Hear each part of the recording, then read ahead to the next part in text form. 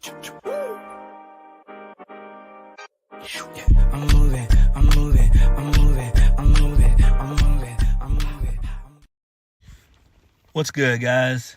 Peace. Let's talk about Sacrifice for March the 24th, 2023. This was not a good show.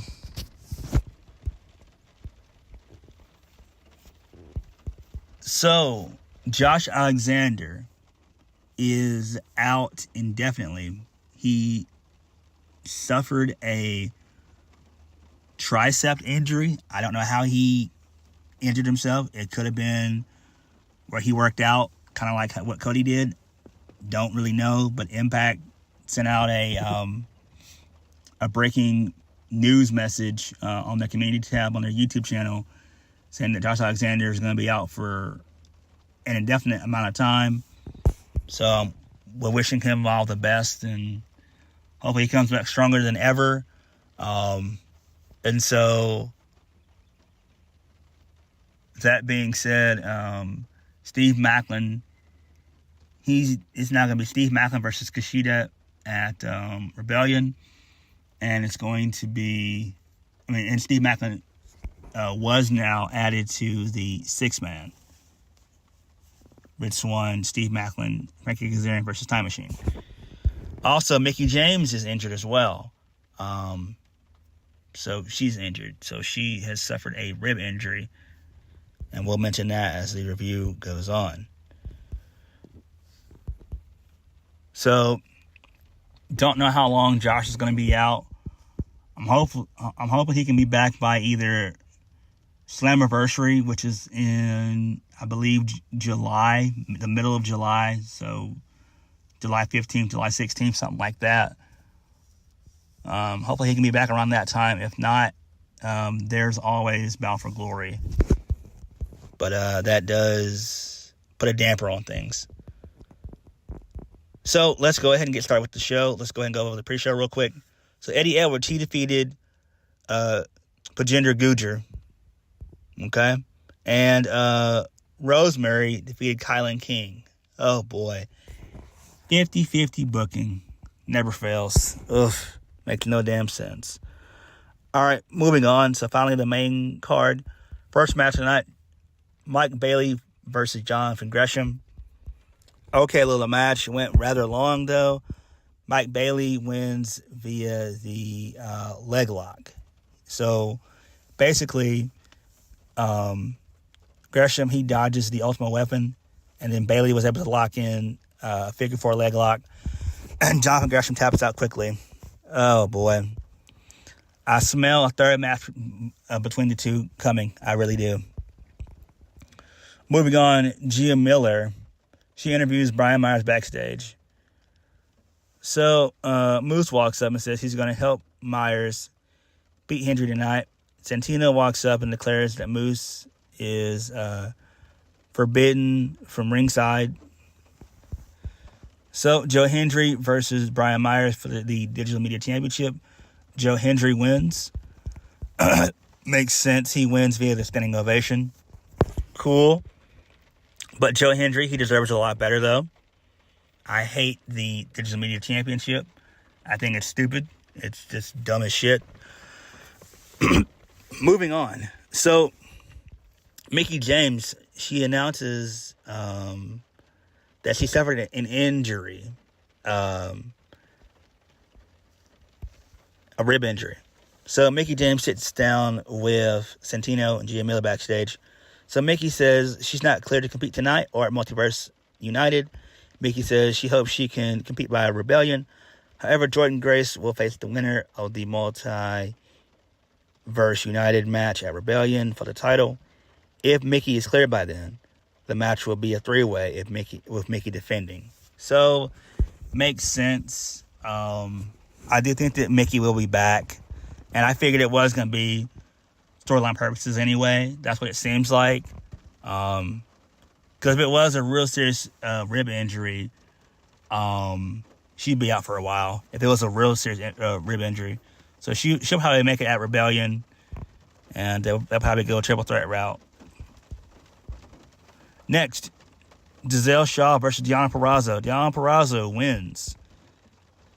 via the arm bar she does. I forgot what she calls it. Oh, the Venus de Mayo. Nice. Post-match, Savannah Evans attacks Deonna in the ring. And then she then does the full Nelson Slam on Purrazzo. Out comes my girl, Tasha Steelz. So she comes face-to-face with Savannah Evans. They agree to attack Deonna. So Evans turns her back and Steelz, she strikes. So Steelz DDTs Vidal, and she lands a cutter on him before tossing him out. So that's great. So I'm glad that my girl's back. She's babyface again. Makes sense. And right decision. So she was gone for a while, and I figured she would come in. I predicted that she would come in anyway. So, very wise decision here. Glad that she's back. Hopefully she gets a well-deserved push.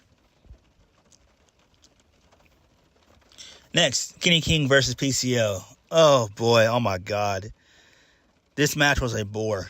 I am so tired of PCO. I am so tired of this Frankenstein gimmick. The guy is 55 years old, guys. The guy is 55. 55 years old. Seriously. 55. Google it. The man is 55 years old. So, Eddie Edwards gets involved in the match a couple times. Then, he gives Kenny King a steel chair. And when the ref's back is turned, PCO punches Kenny King through a chair. And that's how he gets the win. And I'm just like, what the hell? This is so stupid. This is dumb as shit. So damn stupid. So, moving on. Next, Steve Maclin, he's talking to Frankie, Kazarian, and Swann, and says that he didn't want it to happen like this. He didn't want it to go down like this. He said that now he's under a lot of pressure. He wants to win this match. He needs to win this match because Kushida is nothing to play around with, or whatever he said. And Swann and Frankie Kazarian, they're concerned about Josh Alexander being out and whatnot. Then we get a video package advertising Jody Threat.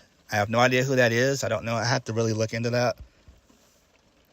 Next, this was great. This was to my surprise, and I'm so happy.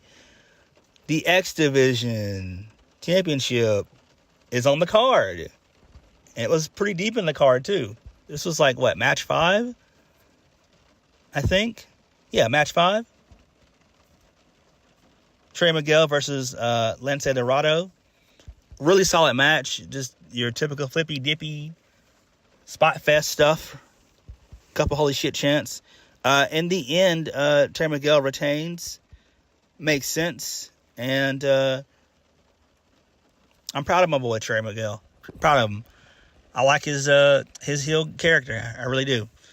Hopefully Impact does sign Lince Dorado. He needs it. And it makes a lot of sense.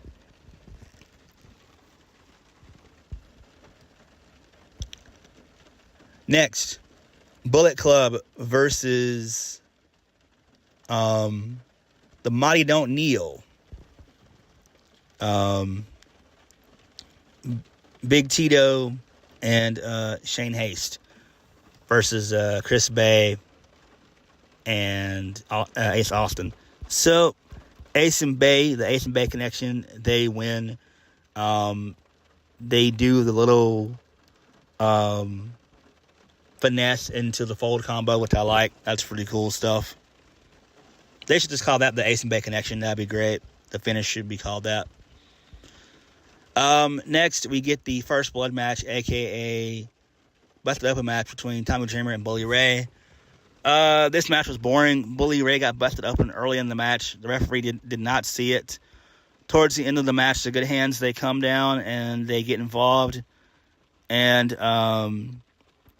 Bully is busted open by a cheese grater. Then the Good Hands, they hand Bully a towel to hide his face. And then Bully low blows Tommy Dreamer. And then the Good Hands, they throw Dreamer into the ring. The ref gets up to his feet. And the ref sees that Dreamer's bleeding, so Bully wins. What the hell? Dumb shit. Just dumb all around. Who cares? Who really honestly cares? So post-match, the Good Brothers, they set up a table until Yu Uemura comes down to make the save. So the numbers game catches up, and then the hockey player, I forgot his name, he tries to enter the ring. Security stops him. Bully tells him to let him go. So Bully and the hockey guy, they duke it out. I think his name is McCarthy. Then Bully puts him through a table. And then out comes Scott D'Amore. He takes his jacket off. Then out comes Heath, Rhino, Joe Hendry, Jonathan Gresham, and Mike Bailey. They all chase Bully and the Good Hands off. And then Hotch, he sneaks up and tries to attack D'Amore, only to be hit with a Canadian destroyer from Scott D'Amore. And I'm just like, oh my God. This is so damn stupid. Why, Impact? Why? For the love of the creator. Why? Why are you doing this dumb stuff? Oh my God. Oof. This infuriates me to the highest degree. Scott D'Amore does not need to be an on-screen character. Period.